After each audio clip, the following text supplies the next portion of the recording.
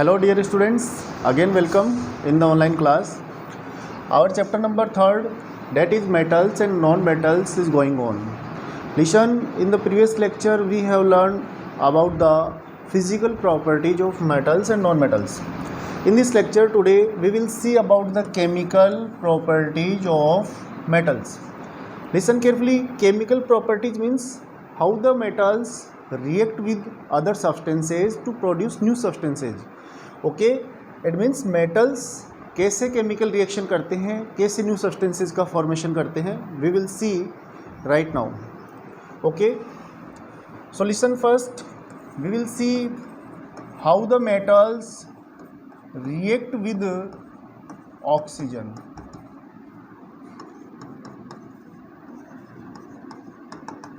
Clear? As you know, oxygen is present in the air.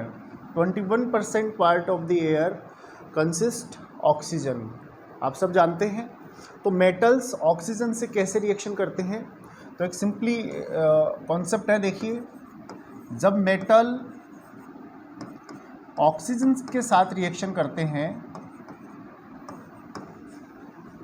तो metal oxide का formation करते हैं. Okay, it means when a metal react with oxygen, then metal oxide is formed. Okay. For example, chapter number 1st we have seen an example there. When copper is heated in the presence of air. देखिए, copper powder को air की presence में गर्म करते हैं. अब air का मतलब ऑक्सीजन से है, क्योंकि ऑक्सीजन हमेशा एयर में ही है. जब कॉपर मेटल को या कॉपर पाउडर को एयर की प्रेजेंस में हीट करते हैं, हीट करेंगे तो क्या होगा, कॉपर ऑक्सीजन के साथ रिएक्शन करेगा. अब देखिए, जब मेटल ऑक्सीजन के साथ रिएक्शन करता है तो मेटल ऑक्साइड बनता है. तो यहाँ भी एक मेटल ऑक्साइड बनेगा, डेट इज कॉपर ऑक्साइड. आपको पता है ये ब्लैक कलर का सब्सटेंस होता है कॉपर ऑक्साइड. ओके, अब ये केमिकल इक्वेशन आपके सामने है. आप देखिए, इसको बैलेंस करेंगे हम. सबसे पहले इसमें ये दो रिएक्टेंट है, कॉपर एंड ऑक्सीजन, और ये कॉपर ऑक्साइड एक प्रोडक्ट है. ओके, अब देखिए, रिएक्टेंट साइड में एक कॉपर है, प्रोडक्ट साइड में भी एक कॉपर एटम है. रिएक्टेंट साइड देखिए, अब दो ऑक्सीजन एटम है, लेकिन प्रोडक्ट साइड में एक ही ऑक्सीजन एटम है. तो ये भी बैलेंस इक्वेशन नहीं है. आप इसे कैसे बैलेंस करेंगे, हीट एंड ट्रायल मेथड से, जो मैंने आपको पढ़ाया था. देखिए, अगर मैं यहाँ 2 पुट कर देता हूँ तो देखिए 2 ऑक्सीजन यहाँ हो जाते हैं. तो देखिए, इधर भी 2 रिएक्टेंट साइड में, प्रोडक्ट साइड में भी 2 ऑक्सीजन. अब देखिए, रिएक्टेंट साइड में एक कॉपर है, लेकिन प्रोडक्ट साइड में 2 कॉपर एटम है. तो अगर मैं यहाँ भी 2 पुट कर दूँ तो अब देखिए, रिएक्टेंट साइड और प्रोडक्ट साइड दोनों तरफ एटम्स का जो नंबर है वो इक्वल है. इट मीन्स अब ये बैलेंस हो गया. फिलहाल हमें बात करनी है, देखो, जब मेटल ऑक्सीजन के साथ रिएक्शन करता है तो मेटल ऑक्साइड बनता है. For example, when copper react with oxygen then copper oxide is form. Okay, we are taking another example. Suppose aluminium. Aluminium की बात करते हैं. जब एल्यूमिनियम ऑक्सीजन के साथ रिएक्शन करता है then aluminium oxide is formed. This is aluminium oxide. We have to balance this chemical equation also. देखिए, इसको बैलेंस करेंगे. अगर मैं यहाँ 3 पुट कर देता हूँ और यहाँ मैं 4 पुट कर देता हूँ और यहाँ 2, तो आप देखिए ये केमिकल इक्वेशन अभी बैलेंस हो गया. बैलेंस करना आपको आता है, आप कर लेंगे. तो हमारा यही कॉन्सेप्ट है. when metal and oxygen react with each other, then metal oxide is formed. Now we will see about the reactivity series. देखिए, रिएक्टिविटी सीरीज क्या है. Reactivity series is a list of elements को जो है, elements specially metals की बात मैं कर रहा हूँ. In reactivity series, the metals are arranged in the decreasing order of their reactivity. ये देखिए, potassium, sodium, calcium, magnesium, aluminium, zinc, iron, lead, copper, mercury, silver, gold. Okay, ये डिफरेंट मेटल्स के सिंबल हैं। These metals are arranged in the decreasing order of their reactivity. It means आप ऊपर से नीचे की ओर जाएंगे, then the reactivity of these elements will be decreased. जैसे आप ऊपर से नीचे की ओर आएंगे तो रिएक्टिविटी डिक्रीज होगी। रिएक्टिविटी आप सब जानते हैं, reactivity means tendency to react with other elements. ये जो मेटल्स हैं वो दूसरे एलिमेंट के साथ में कैसे रिएक्शन करेंगे, देखिए। तो ये रिएक्टिविटी ऑर्डर है इनका, डिक्रीजिंग ऑर्डर। अब आप इस रिएक्टिविटी सीरीज को देख के पता कर सकते हैं कि ये जो ऊपर है पोटेशियम, सोडियम, ये हाईली रिएक्टिव मेटल्स हैं। मतलब सबसे ज़्यादा रिएक्टिविटी पोटेशियम और सोडियम की होती है। और ये जो नीचे आ रहे हैं silver, gold, platinum, these are least reactive metals. It means इनकी रिएक्टिविटी बहुत ज़्यादा कम होती है। और ये जो बीच में आ रहे हैं these are moderate reactive metals. Okay, अब आपको देखिए ये रिएक्टिविटी सीरीज में पता चल रहा है कि ऊपर पोटेशियम और सोडियम मेटल्स है। ओके, तो पोटेशियम और सोडियम मेटल्स की रिएक्टिविटी बेटा बहुत ज़्यादा होगी। तो क्या होगा, ये सोडियम और ये पोटेशियम ये सॉलिड स्टेट में होते हैं जनरली।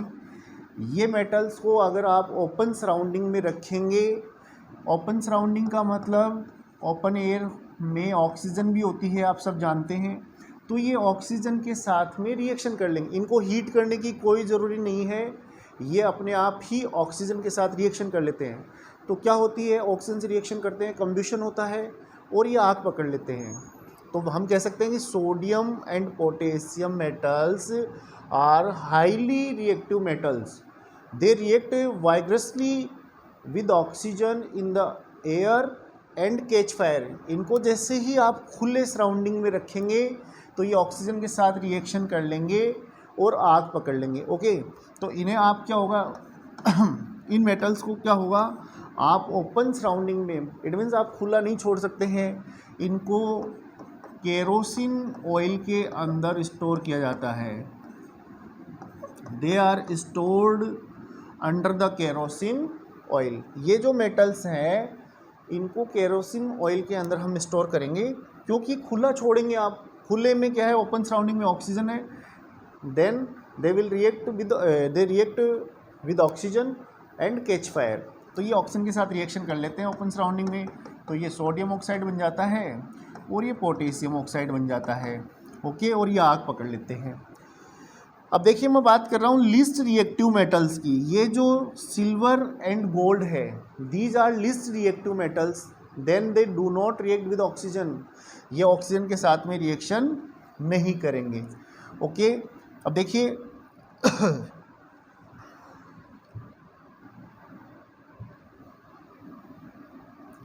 वापस से हम अपने टॉपिक पे आते हैं। जब मेटल ऑक्सीजन के साथ रिएक्शन करते हैं तो मेटल ऑक्साइड का फॉर्मेशन करते हैं। ये दो एग्जाम्पल मैंने आपके सामने लिख दिए हैं। अब मैं आपको बता रहा हूँ प्रॉपर्टीज ऑफ मेटल ऑक्साइड्स। देखिए फर्स्ट बात करते हैं कि मेटल ऑक्साइड जो होते हैं, जितने भी मेटल ऑक्साइड, जैसे यहाँ ये कॉपर ऑक्साइड है और ये एल्यूमिनियम ऑक्साइड है, तो मेटल ऑक्साइड सारे बेसिक नेचर के होते हैं। बेसिक नेचर मीन्स ये बेस के जैसे बिहेव करते हैं। ये जैसे कॉपर ऑक्साइड है, एल्यूमिनियम ऑक्साइड है, आयरन ऑक्साइड है, जितने भी मेटल ऑक्साइड है वो बेसिक नेचर के होते हैं। लेकिन कुछ मेटल ऑक्साइड, जैसे मैं बात करता हूँ zinc oxide and aluminium oxide, कुछ मेटल ऑक्साइड ऐसे होते हैं जो एसिडिक और बेसिक दोनों नेचर इंडिकेट करते हैं, शो करते हैं, तो उनको हम बोलते हैं एम्फोटेरिक ऑक्साइड। Amphoteric oxide. तो ये कुछ मेटल्स ऐसे होते हैं, metal oxides. There are some metal oxides which show both acidic and basic nature. मतलब ये एसिडिक नेचर का भी होता है जिंक ऑक्साइड और बेसिक नेचर का भी होता है। तो दोनों नेचर इंडिकेट करते, जनरली हम बोलेंगे जनरली बेसिक नेचर के होते हैं metal oxide, but there are some metal oxides that indicate both acidic and basic nature. these metal oxides are called amphoteric oxide। तो एम्फोटेरिक ऑक्साइड के दो एग्जाम्पल है, zinc oxide and aluminium oxide, आप बता देंगे। देखिए सेकंड में बात करता हूँ, some metal oxides dissolve in the water. कुछ मेटल ऑक्साइड ऐसे होते हैं जो वाटर में डिजोल्व हो जाते हैं, उनको हम बोलते हैं एल्काली। उन मेटल्स को हम बोलते हैं एल्काली मेटल्स, बिकॉज ये मेटल ऑक्साइड क्या करते हैं, ये वाटर में डिजोल्व होते हैं और किसका फॉर्मेशन करते हैं, एल्काली का फॉर्मेशन करते हैं। एल्काली मीन्स बेस का फॉर्मेशन करते हैं, तो उन्हें हम एल्काली मेटल्स बोलते हैं। देखिए जैसे सोडियम ऑक्साइड है, एक देखिए पोटेशियम ऑक्साइड है, इनको हम वाटर में डिज़ोल्व करेंगे तो ये वाटर में डिज़ोल्व हो जाएंगे। जनरली जो मेटल ऑक्साइड होते हैं वो वाटर में डिज़ोल्व नहीं होते हैं। ये कुछ मेटल ऑक्साइड ऐसे होते हैं जैसे सोडियम का ऑक्साइड है, पोटेशियम ऑक्साइड, ये वाटर में डिज़ोल्व हो जाते हैं और बेस का फॉर्मेशन करते हैं। ओके, ये देखिए ये बना लेगा सोडियम हाइड्रोक्साइड और यहाँ ये पोटेशियम हाइड्रोक्साइड। तो ये दोनों सोडियम हाइड्रोक्साइड और पोटेशियम हाइड्रोक्साइड ये बेस है, ये एल्काली है, इसीलिए सोडियम और पोटेशियम मेटल्स को एल्काली मेटल्स भी बोलते हैं। ओके स्टूडेंट्स, तो आज के टॉपिक में हमने इतना जाना कि जब मेटल ऑक्सीजन के साथ रिएक्शन करते हैं तो मेटल ऑक्साइड का फॉर्मेशन करते हैं। ओके, और ये रिएक्टिविटी सीरीज जो है, रिएक्टिविटी सीरीज आप देख सकते हैं। रिएक्टिविटी सीरीज क्या होती है, एक टेबल होती है जिसमें एलिमेंट्स स्पेशली जो मेटल्स होते हैं वो डिक्रीजिंग ऑर्डर में अरेंज किए जाते हैं। तो आप इनकी रिएक्टिविटी ऑर्डर देख सकते हैं, कौन से मेटल की रिएक्टिविटी ज़्यादा है, कौन से की कम है, वो उस रिएक्टिविटी सीरीज से आप फाइंड कर सकते हैं। ओके स्टूडेंट्स, आज के लेक्चर में इतना ही। Have a good day, thank you.